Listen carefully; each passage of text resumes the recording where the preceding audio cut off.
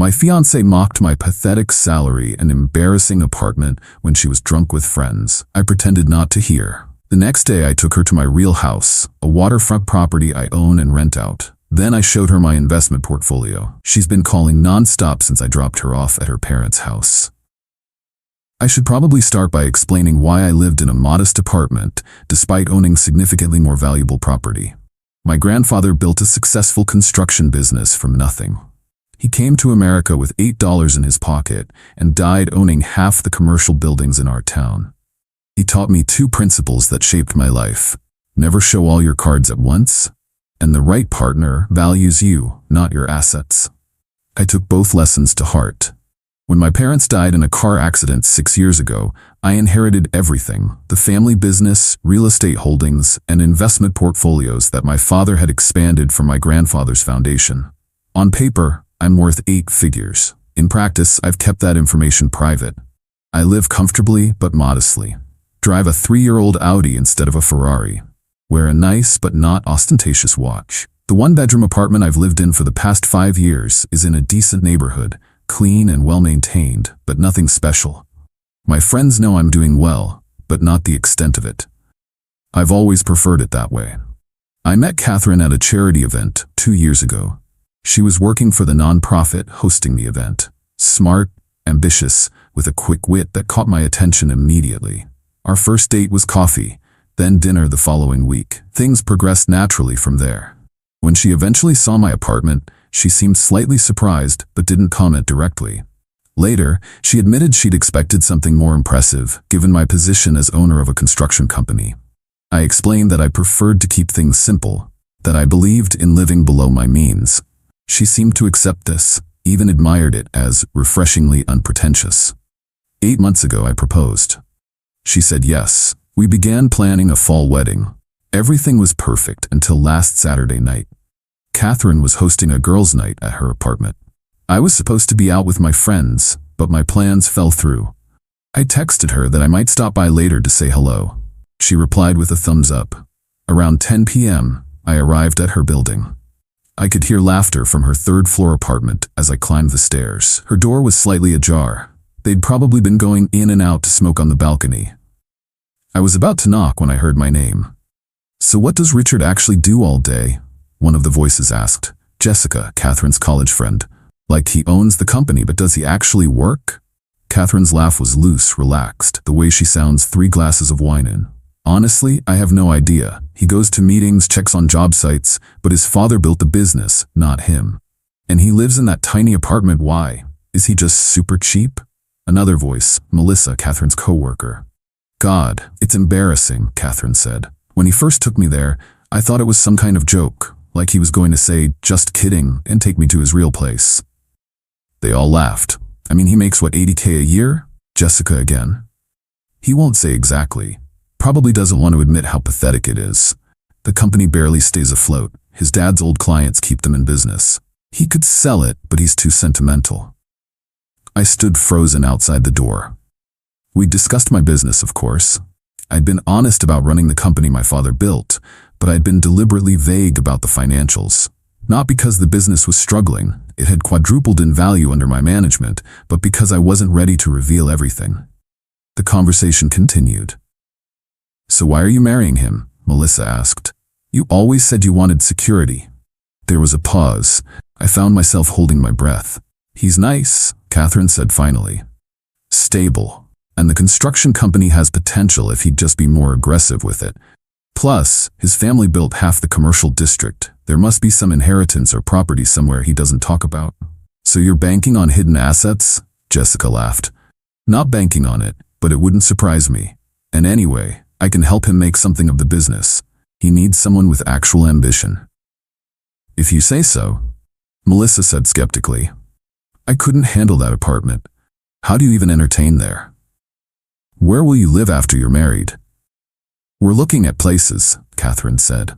"I've been pushing for Lakeview Terraces. He says it's out of our budget, but once we're married, I'll have a better picture of the finances. I'm sure there's more than he lets on." I'd heard enough. I silently backed away from the door and left the building. Walked around the block several times, processing what I'd heard. Then I texted Catherine. Plans canceled earlier than expected, but you guys sound like you're having fun. Don't want to interrupt. See you tomorrow. Her reply came quickly. Ah, wish you'd come by. See you tomorrow, babe. I went home to my embarrassing apartment and made a decision. The next morning, I picked Catherine up as planned for what she thought was a brunch date. She was slightly hungover, but in good spirits. No mention of last night's conversation, of course. Change of plans, I said. There's something I want to show you before we eat. She raised an eyebrow but didn't object. 20 minutes later, I pulled into the driveway of a 4,500 square foot waterfront home with floor-to-ceiling windows and a wraparound deck. Whose house is this? She asked, taking in the luxury SUV in the driveway and the manicured lawn. Clients of yours? Mine, actually, I said casually, punching a code into the security gate. I've owned it for about 5 years. She stared at me, then at the house, then back at me. What are you talking about? I own this house. I rent it out to a surgeon and his family. They're away this weekend, so I thought I'd finally show you. Her expression was priceless. Confusion, disbelief, then the dawn of realization. You own this place? But you live in a one-bedroom apartment. Yes. I parked in front of the 3-car garage. Would you like to see inside? The tour took 20 minutes. Every feature, the gourmet kitchen, the home theater, the primary suite with its absurd bathroom, the dock with space for a 40-foot boat, seemed to render Catherine more speechless. She trailed behind me, occasionally touching things as if to verify they were real. Finally, in the book-lined study overlooking the water, she found her voice. Richard, I don't understand. Why would you live in that apartment if you own this? This is an investment property, I explained. It generates income. I own 7 others like it. 7? She whispered. Well, not exactly like it. Each property is different. I have commercial buildings as well, 4 downtown, 1 in the University District, and a small apartment complex on the north side. She sank into one of the leather chairs, her face pale beneath her makeup. How much are you worth? I didn't answer directly. Instead, I opened my laptop, logged into my investment account, and turned the screen toward her. Her eyes widened as she saw the number, 8 figures, not counting the real estate holdings. This is separate from the construction company, I clarified, which, by the way, has tripled its commercial contracts in the past 4 years and is anything but barely afloat. Her head snapped up, eyes suddenly wary. What do you mean? I heard you last night, I said quietly. At your apartment. The door was open, and I was about to knock when I heard you talking about my pathetic salary and embarrassing apartment, about how you'd help me make something of my family's business. The color drained from her face.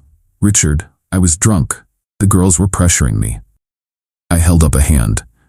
The interesting thing is, you weren't wrong about there being assets I hadn't disclosed. You were just wrong about why. I closed the laptop. My grandfather taught me to never show all my cards at once and to make sure any partner valued me, not what I owned. Of course I value you, she protested, tears forming. This doesn't change anything. It changes everything. I interrupted, my voice still calm. You see, I've been considering whether to sell this house. The couple renting it is interested in buying. Now I know I should, but not for the reason you might think. She looked confused. I should sell it because you know about it now, I explained, and I prefer to own things you don't know about. The full impact of what I was saying hit her then. She stood up shakily. You can't be serious? You're breaking up with me because of some stupid drunk comments? I'm breaking up with you because you're marrying me for potential access to assets you suspected existed.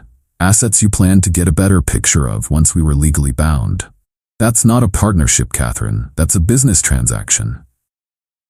I closed my laptop and secured it in my briefcase with a combination lock. Years of handling sensitive business information had made digital security second nature to me.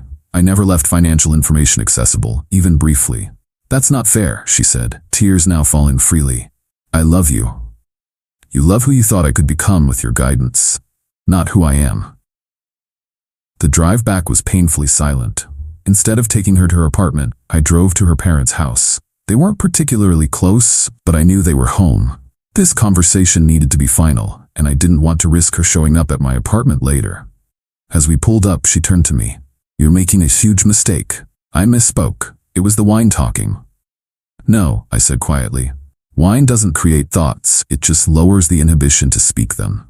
Your friends heard the real Catherine last night. So did I. I handed her the ring box. I'd retrieved the engagement ring from her finger the previous night while she slept, replacing it with the empty box on her nightstand with a note saying we needed to talk about our future. She'd texted me about it that morning, confused but yet alarmed. I'd simply replied that we'd discuss it when I picked her up. She probably assumed it was about wedding plans.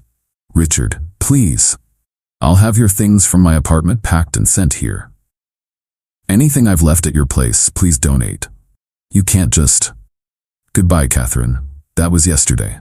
Since then, my phone has logged 47 calls and 36 text messages from her. Emails, voicemails, DMs on every platform we're connected on. I haven't responded to any of them. Her messages have evolved predictably. Anger, you manipulated me. Bargaining, we can work through this. Rationalization, I was just trying to impress my friends. And now, desperation. Please give me another chance. She showed up at my office this morning. My assistant, who knew we'd broken up but not why, politely told her I was unavailable. She waited in the lobby for 3 hours before security finally escorted her out. Part of me feels cruel. The rational part knows this is for the best. A foundation built on such fundamental deception couldn't support a healthy marriage. I've canceled the venue and notified the key people involved in wedding preparations.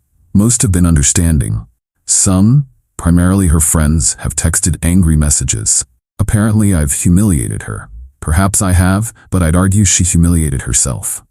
Last night, I sat on the deck of my waterfront house. The surgeon and his family won't return until next week, watching the sunset and reflecting on my grandfather's wisdom. The right partner values you, not your assets. Catherine failed that test spectacularly. This morning, I spoke with a real estate agent about listing my apartment. Time for a change of scenery. Not to display wealth or status, but because there's no longer a reason to maintain the test. The next woman I date will see the real me from the beginning, financially and otherwise. The irony isn't lost on me that Catherine was right about one thing. There was more to my finances than I let on. Just not for the reasons she assumed, and certainly not for her to access and direct. My phone buzzes with another call from her. I silence it and turn back to the water. Some lessons are expensive. This one cost her a relationship and a lifestyle she didn't know was within reach. It cost me time and trust. I'm not sure which of us paid more. Edit, this blew up more than expected. Some clarifications based on comments. 1. Yes, I probably should have been more transparent about my financial situation earlier. I recognize that keeping this information private for so long wasn't entirely fair. The apartment wasn't a test. Originally, it was where I lived when my parents died, and I stayed partly from inertia, partly from desire for privacy. 2. Several people have asked if there were red flags before this incident. Looking back, there were subtle indicators. Her pushing for expensive restaurants when I suggested more modest options, comments about upgrading my wardrobe, suggesting I needed to be more aggressive in business without understanding our strategy or market position. 3. No, I'm not just looking for a woman who doesn't care about money. Financial compatibility is important. What I want is someone who values financial responsibility, who can discuss money openly without seeing me as an ATM or a project to be managed. 4. To those saying I overreacted, perhaps. But remember, this wasn't just about her being embarrassed by my apartment. It was about her explicitly stating she was marrying me in part to access assets she suspected existed, planning to get a better picture of the finances after marriage, and believing she needed to help me make something of my family's business, all while mocking my perceived financial status to her friends. Update. 2 weeks later, Catherine's campaign to reconcile has intensified. She sent a handwritten 12-page letter explaining she'd been insecure about our future, that her friends made her feel inadequate about our lifestyle. She showed up at the waterfront house yesterday. Apparently, she'd followed me there once during our relationship when she was concerned about where I was going. The tenants were confused, but turned her away. Her parents called, apologizing for her behavior and asking if we could all meet to talk. I declined politely. Her father hinted that they'd always thought I had potential, which only confirmed I'd made the right decision. Meanwhile, I've made an offer on a new place. Not ostentatious, but a substantial upgrade from my apartment. 3 bedrooms, downtown views, walking distance to my office. With the contract pending, I've started packing up my apartment, ready for this next chapter. More importantly, I've started being more transparent with friends about my financial situation.